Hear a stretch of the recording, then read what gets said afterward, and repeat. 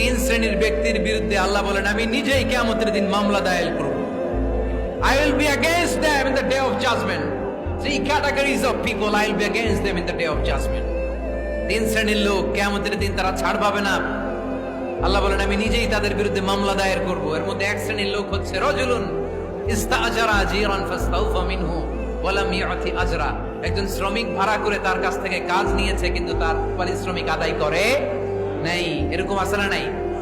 দাপট দেখায় ইউনিভার্সিটির ক্যান্টিন গুলোতে। ইউনিভার্সিটির ক্যান্টিনে যে খায় মাগার বিল দেয় না, এরকম ডাকাইত আছে না নাই? চায়ের দোকানে চা খায় পরে দিমু বিল দেয় না, আছে না নাই? দোকানে যে পণ্য কিনে বিল দেয় না, পরে দিমু, আছে না নাই? কিয়ামতের দিন আল্লাহ তোরে মাস্তানি ছুটাবে, চিল্লা এখন ঠিক কিনা? আনা খাসমুহুম, আমি নিজেই তাদের বিরুদ্ধে মামলা দায়ের করব। কথাটা কার? এজন্য বিশ্বনবী বললেন খবরদার, মেহনতি মানুষ, খেটে খাওয়া মানুষ, এদের দোয়া কবুল হয়ে যায়।